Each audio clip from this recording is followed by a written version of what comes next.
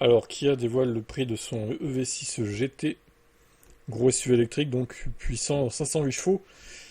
Enfin, vu la taille du truc, 508 chevaux c'est bien, après c'est pas non plus un foudre de guerre, même si bon, évidemment ça reste très bien.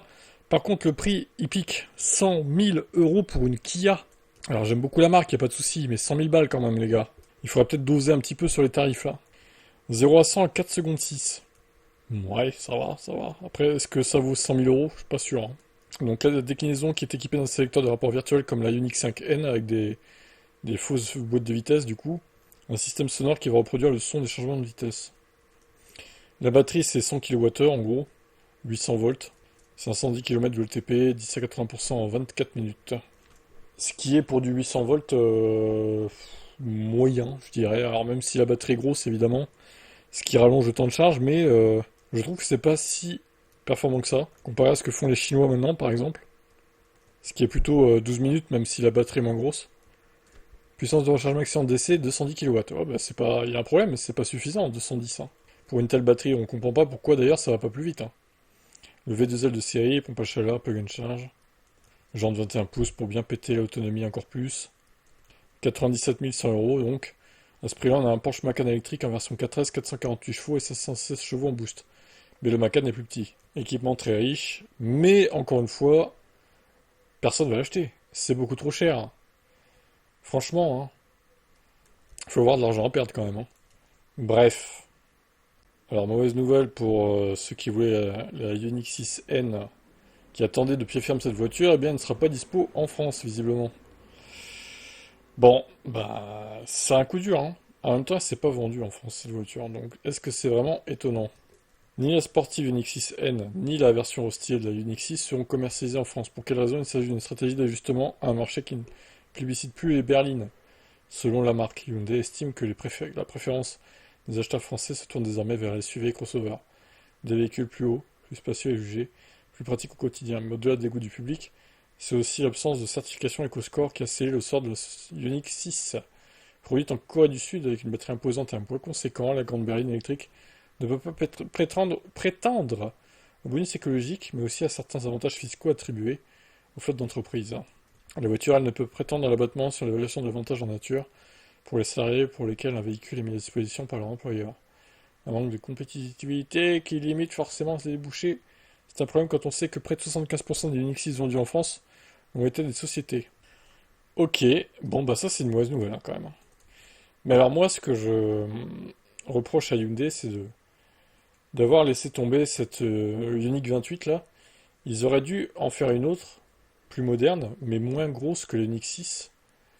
Plus dans la gamme de la Ioniq 28 en fait, avec une grosse batterie quoi. Ou alors une batterie de 50 kWh. Je sais pas, il y avait moyen de faire mieux. Ils avaient essayé de le faire avec la Ioniq 38, mais elle était moins bien en termes de... Je sais pas, en termes d'aéro, je trouve qu'elle était moins bien. Et en vitesse de charge aussi, donc il y avait une petite régression que j'ai trouvé. Et là, bon, la Ioniq 6, elle est trop grosse quoi en fait. Et donc trop chère. Batterie trop grosse également. C'est aussi pour ça qu'elle marche pas quoi. Bon, c'est un peu dommage quand même. Donc si vous la voulez, il faudra passer par d'autres pays, hein, de toute façon, peut-être la Belgique ou l'Espagne, j'en sais rien. Bon, mauvaise nouvelle. Hyundai s'apprête à étoffer sa gamme de véhicules électriques. Le constructeur sud-coréen prépare un nouveau modèle qui devrait positionner donc ce nouveau modèle entre l'Inster et le Kona. Il va être le cousin du futur Kia EV2. Alors pour rappel, le Kia EV2, ceux qui n'ont pas suivi, ça ressemble à ça. Bon, toujours cet aéro un peu carré, quoi, rectangulaire. 4 mètres, entre 4 mètres et 4 mètres 15 de long, même si c'est pas très précis. Bon, je doute qu'il récupère les mêmes tailles de batterie, parce que mettre 81 kWh dans une voiture de moins de 4 mètres 15, c'est impossible, je pense, à l'heure actuelle. Qui évoque un EV2 vraiment accessible à tous. Ouais, alors ça, je reste avec des réserves quand même, hein, parce que les véhicules accessibles, selon Hyundai Kia, c'est pas hyper accessible. Hein. Il est également probable que ce futur Hyundai électrique profite des mêmes batteries que le V3, à savoir un pack de 58 et 81 kWh. Franchement, j'y crois pas trop, on verra, mais bon. À bord, Hyundai promet une rupture avec les habitacles actuels, un nouvel écran panoramique regroupant instrumentation et multimédia, déjà aperçu chez Kia. Moi, je pense ce sera soit 58, soit 77. Un truc comme ça, quoi. Maximum de chez maximum. Je pense pas qu'on puisse coller 81 et quelques kilowattheures dans si peu long. Hein. Ou alors, il faudrait qu'il soit hyper large, quoi. 1,85 m minimum. Mais ça ferait un véhicule bizarrement foutu. Je pense pas. Bon, on verra bien, peut-être que je me trompe, mais ce serait une bonne surprise en tout cas qu'il ait autant d'autonomie. Non, mais c'est même pas possible en plus. Il faut qu'il différencie la gamme, donc il peut pas avoir autant d'autonomie que le V3, c'est impossible. Il aura forcément moins de batterie. Non, mais c'est obligé quoi. Sinon, à quoi bon acheter le V3 en fait? C'est mon avis en tout cas. Renault perd près de 10 milliards d'euros à cause de Nissan. Pouah la vache. Ça c'est dur, hein. L'action de la marque Nippon a perdu près de 40% en un an. Ce changement de valorisation va en conséquence entraîner une perte comptable de 9,5 milliards d'euros dans les comptes de Renault. Ça peut faire peur. Il faut bien comprendre que ce n'est pas une perte d'argent réelle. Renault n'a rien perdu en cash. Ouais, c'est par rapport à la bourse, ok.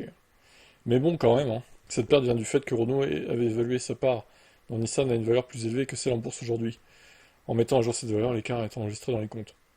On pourrait penser que Renault cherchait d'évaluer Nissan. En réalité, il s'agit juste d'une mise à jour comptable transparente basée sur règles internationales. Renault ne fait que refléter la vraie valeur de Nissan, telle qu'elle est perçue par le marché.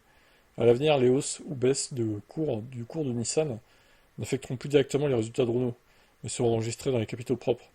Ces derniers correspondent à l'ensemble des ressources de la société. Ils reflètent en gros sa valeur financière. Le plus pénalisé dans l'histoire n'est donc pas Nissan, qui subit déjà directement la chute de son cours en bourse, mais bien Renault. Ce changement ne remet pas en cause, à ce jour, la coopération entre les deux. Les deux groupes assurent continuer de travailler ensemble sur des projets industriels et technologiques. Alors moi, je vous dis ce que je pense. Je pense que Nissan est un boulet pour Renault. Euh, Très clairement. Si encore ils avaient la même force de frappe et les mêmes ambitions, mais je crois pas que ce soit le cas, honnêtement. Donc, est-ce qu'il faudrait pas se séparer d'eux? Alors après, c'est sûr que ça leur permet de refourguer la base du Scénic à Nissan, la base de la R5 et de la R4 aussi, sûrement, pour la Leaf, etc.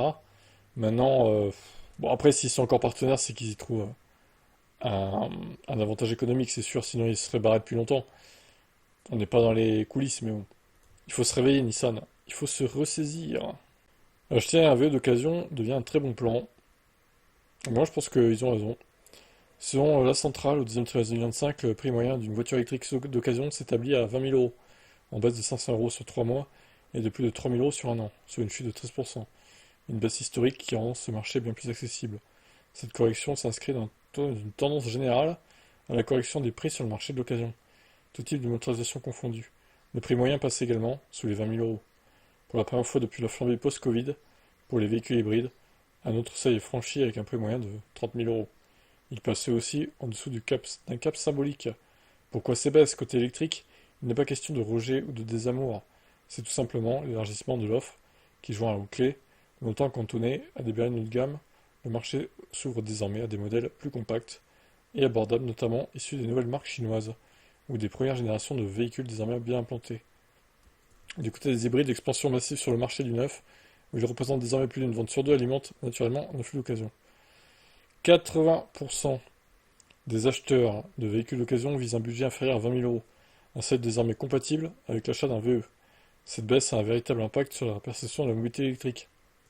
48% des personnes en recherche d'un véhicule d'occasion envisagent désormais une électrique, selon l'Aver France et la centrale. Reste à lever les derniers freins, à commencer par la confiance. 58% des réfractaires jugent encore ces véhicules trop chers, un argument de moins en moins valable. Mais au-delà du prix, les acheteurs attendent des garanties.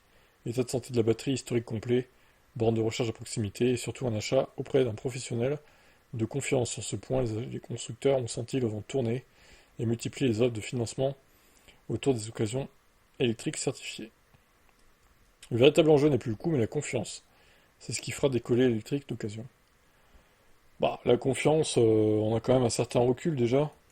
Je pense que quand tu vois les premières Zoé, les premières Ion et tout, les premières Leaf, on est en 2025, ça tient encore les batteries, donc honnêtement, je crois on commence à avoir du recul, hein. Il y a un marché à prendre, c'est sûr, pour les petits VE d'occasion, ou même les plus gros VE, mais qui sont quand même assez anciens et un peu dépassés technologiquement. Ça peut quand même intéresser des gens, mine de rien.